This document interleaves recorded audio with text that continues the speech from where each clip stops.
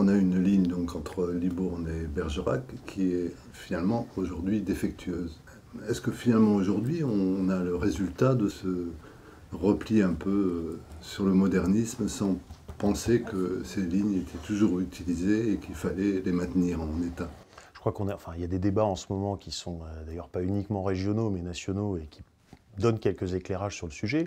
Je pense qu'on a quand même des expressions qui ont été données au plus haut niveau du gouvernement, indiquant qu'il y a quand même un certain nombre d'années où des priorités ont été données par la structure politique au profit effectivement des lignes à grande vitesse. Il y a une prise de conscience qui est assez récente sur le fait de dire on a besoin de faire des trains, le mass transit, donc plutôt avoir des trains qui sont sur des zones périurbaines et qui puissent amener des populations dans des zones denses, mais également on a une prise de conscience sur les situations de liaison intervilles dans les régions.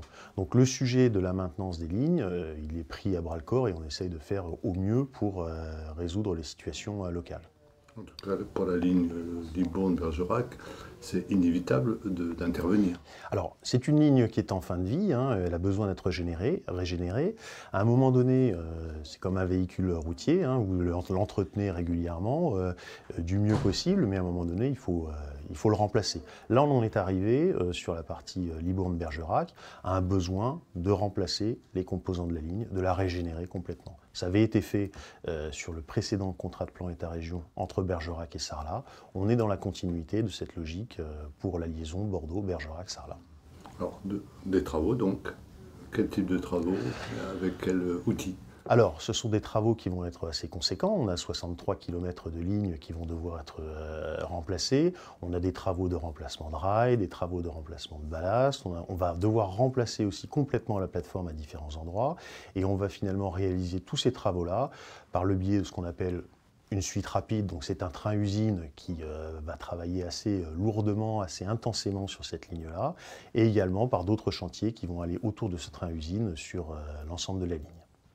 Alors, au sujet des coûts, c'est vrai qu'on est assez étonné de voir des montants aussi importants. Ça se justifie? Alors 63 km de ligne, des travaux extrêmement importants, des travaux, je disais, avec un train-usine, des travaux où on va refaire finalement tout du sol au plafond sur certains endroits, hein. On va avoir un petit peu moins d'une dizaine de kilomètres de plateforme à régénérer. Ça veut dire quoi? Ça veut dire qu'il va falloir tout enlever et tout refaire. Ce serait presque comme si on était en train de créer des morceaux de lignes nouvelles, hein, même si on est sur des secteurs qui ont déjà été aménagés en ferroviaire. Donc c'est très très lourd, hein, quand même comme travaux. On est vraiment, on va faire quelque chose de durable, on va bien le faire, et effectivement c'est assez coûteux. Oui, ça va durer. Et ça va durer 9 mois, on va avoir une fermeture de ligne l'année prochaine du mois de janvier, qui va démarrer au mois de janvier 2019, et pour une durée de 9 mois. Alors on voit bien, 9 mois, c'est quand même des travaux assez conséquents, même avec un train-usine.